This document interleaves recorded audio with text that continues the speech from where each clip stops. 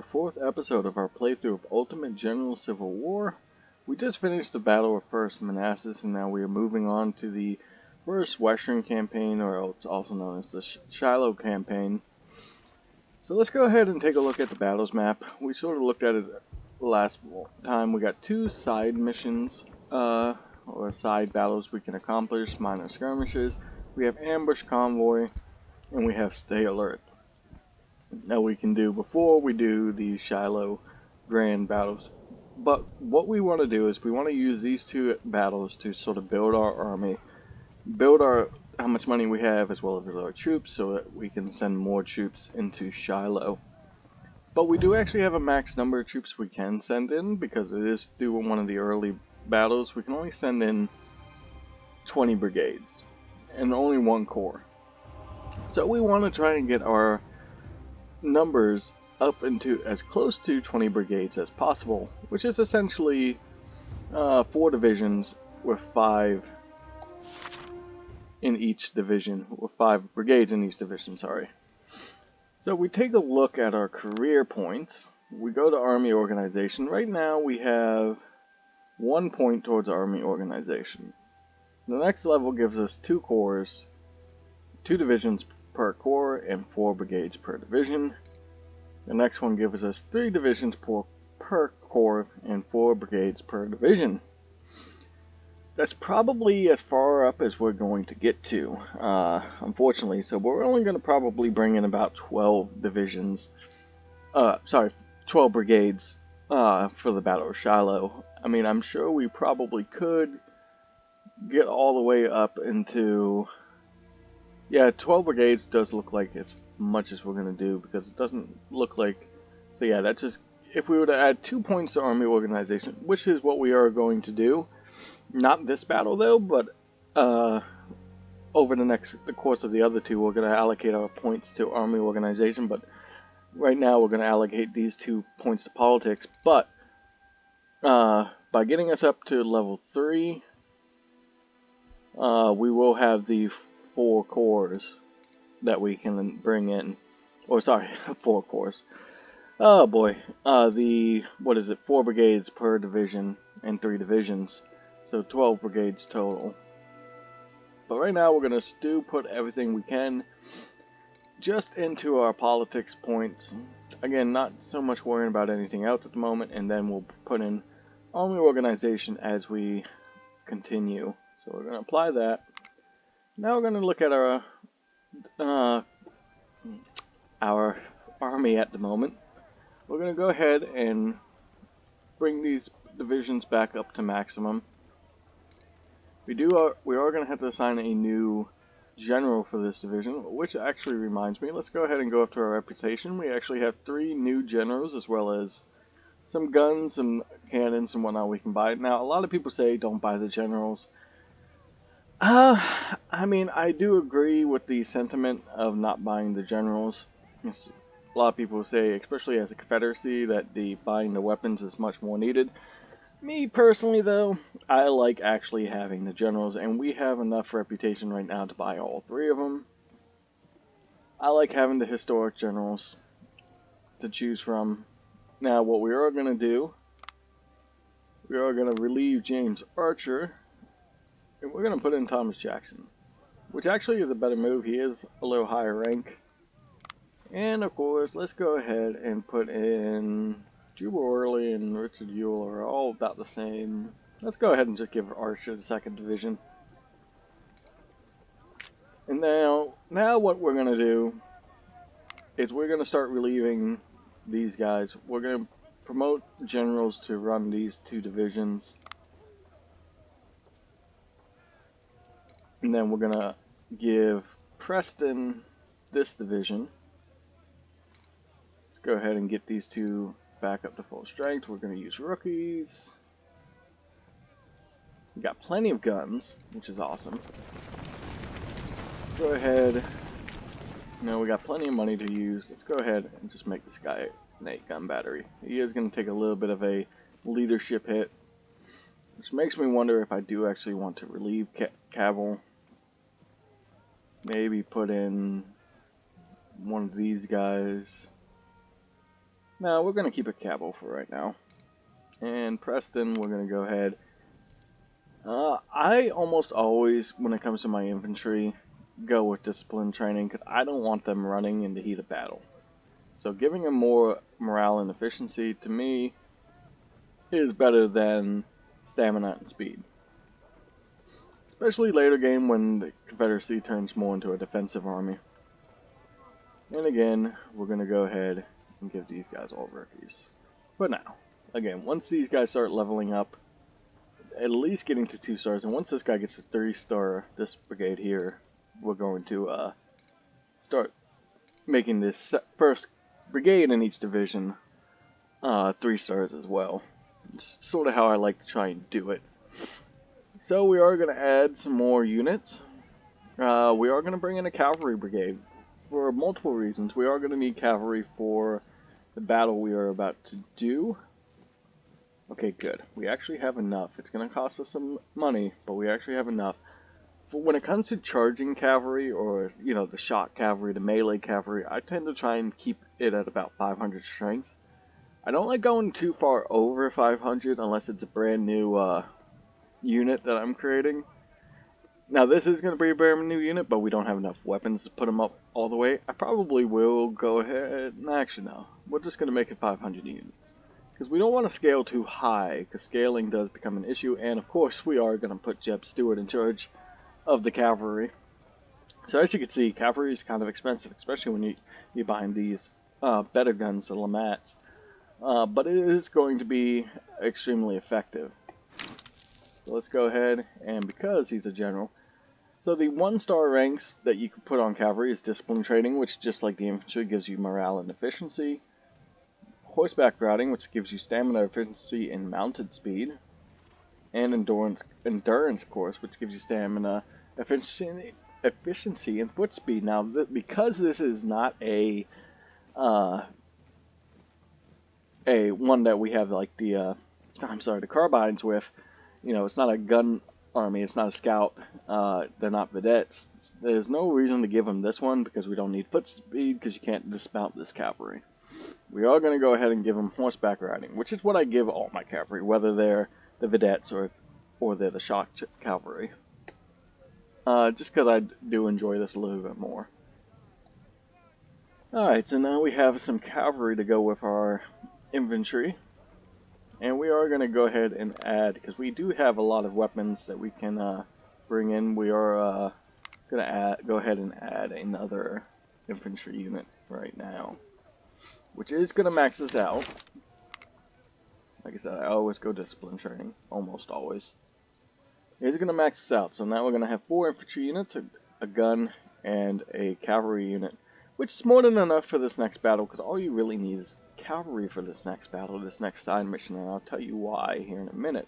But let's go ahead and go to our armory, because we're going to start doing what I talked about last episode now, or a few episodes ago. Now, what I was talking about, if I hadn't purchased these weapons here, this number would be exactly what it is right now, if not a little bit lower. So you're always just going to have 160 available. So if I hadn't, I would have missed out on these 48. It's not sort of an addition or anything. This number will slowly go up over time if you're not buying the weapons. So you always want to try and buy these sort of elite weapons when you can. If you have the money, which is not always the case, but we definitely have the money. Now I always put a focus on the infantry weaponry, moreover than skirmisher, cavalry, or artillery weaponry. And then of course artillery is the next most important thing. Whenever the 20-pound parrots are available, always buy them. Same with the howitzers. We have 6 available, which will give us enough to fill out an 8-gun unit, which will be great when we start expanding.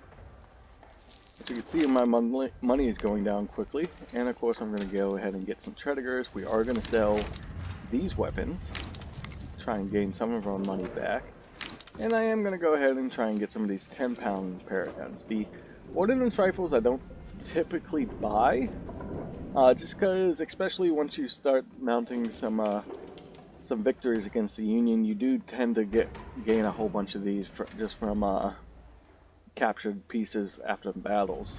So we're going to go ahead and buy that. I did already go ahead and fill out that unit, but I am going to go ahead and get the rest of these lamats. And then the mainyards as well. And as you can see, we still have 50,000 gold, so let's go ahead and buy some of our skirmisher weapon. I'm going to go ahead and get these Whitworths. And we're going to go ahead and get these unscoped Whitworths.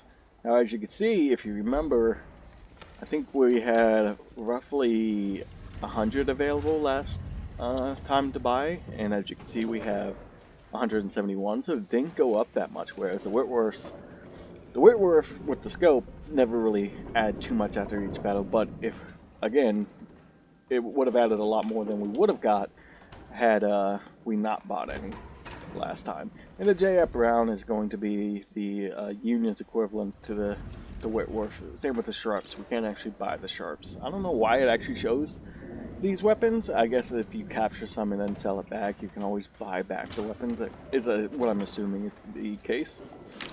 So we're going to go ahead and buy that as well. We are starting to mount up some skirmisher weaponry as well. So I'm wondering if I should go ahead and start buying some Colts, because I do like to have both a sharpshooter unit as well as at least one or two like focused in skirmisher units in my army. Usually just one, sometimes I will do two. So let's go ahead, just for scouting purposes is why I like having them. But let's go ahead and buy these while we have the money available. They're just sort of the better upgraded skirmisher weapon that we can buy at the moment. Alright, so let's go ahead and we'll go to the... That's pretty much all we can do at the moment. As I said, until we start upgrading our army. I guess I could buy some more supplies, but again, the next few battles I'm not really going to need it. And I'm going to like having that extra money just in case we take some extraordinary casualties these next few battles. But I don't see that happen, actually.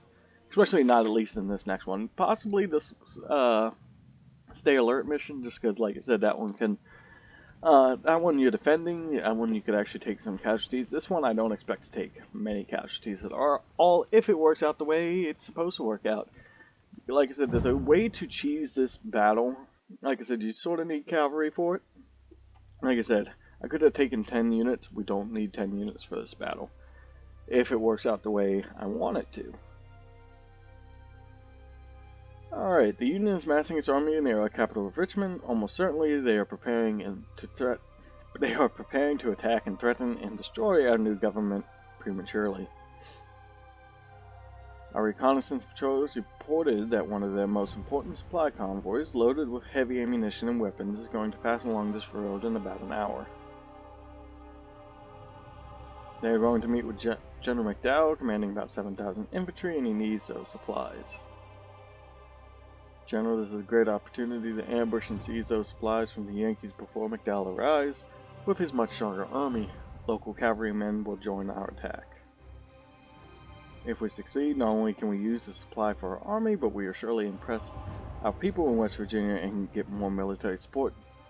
General, this is going to be a risky process. If the Federals are too strong, it is advised to withdraw into the woods and live to fight another day. Good luck. Alright, so what we are going to do. We're going to move all of our infantry forward, because they're going to be sort of a distraction for what we're attempting to do. We'll just go ahead. We're going to move the supplies back. We're going to actually retreat them immediately. The guns, I don't want to move too far forward. And then Stuart here, we're going to move all the way to the top. Let's not get him too far ahead. Let's go ahead and put him right here. As you can see, we have another local militia cavalry unit here. And we are going to go ahead and start the battle now. What we are going to do, like I said, if you want to cheese this battle and make it nice and easy, let's go ahead. We're going to move all of our infantry forward. And I guess Preston as well. Give him a rear guard, sort of. And then we're going to move all of our cavalry in this wide sweeping arch, sort of into the enemy's rear here. Oh god, that's not what I wanted. And we'll do the same with Stuart, because what's going to happen, almost always, the Union comes down this road here. And then when we start to attack, these supply units then retreat out towards this road, That's where my cavalry will go ahead and charge in, take it, and then I'll usually tend to swing them down. You move my infantry forward to just sort of press them and not let them try and take back these supplies. So let's see how this works out. Go ahead and fast forward. So as you can see, they are moving down the road here as I suspected. You have two units defending them.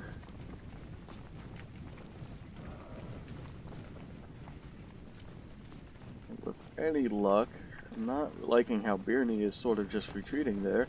Looks like all their infantry is just retreating.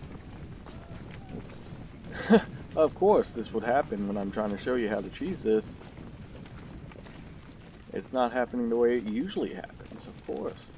Why would it?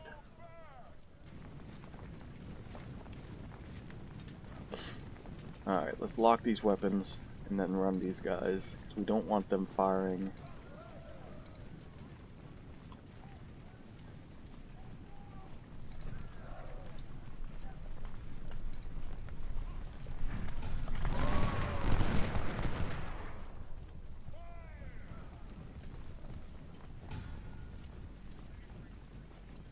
That is exactly how we wanted to do it now.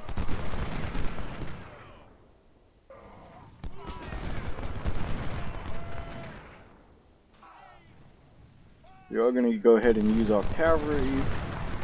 The games cavalry. Oh wow. No, Stuart, what are you doing? I'm not sure what's going on. Alright, games cavalry to sort of engage these units. Oh man. Alright, now you guys are going to retreat. You guys are going to retreat. You're going to retreat. Everybody's going to retreat.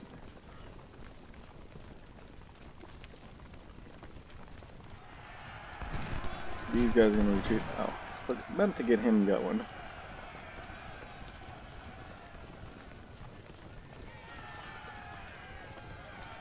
Alright, everybody's going to head this way. Everybody's going to head this way. All my guys at least. Again, I don't mind these guys taking casualties.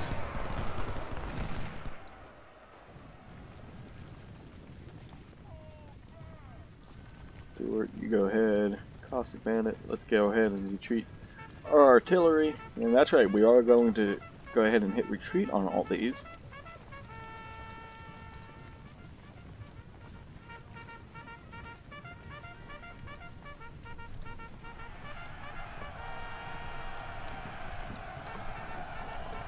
And we're just going to fast forward here.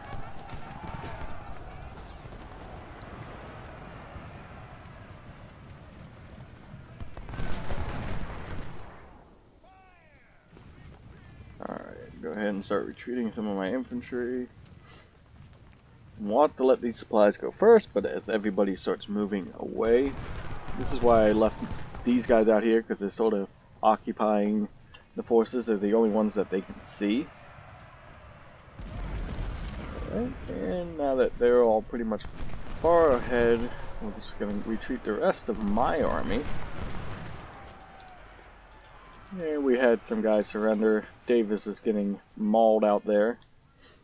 But all these guys are now unseen, so really the enemy, unless they know what they're doing, they're not going to be able to see them. And we'll go ahead and just retreat the rest of these guys, and the mission will be over.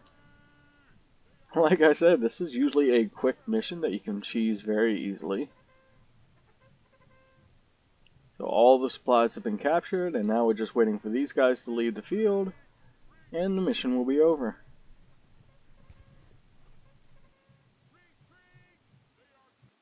Here we go, victory, ambush convoy.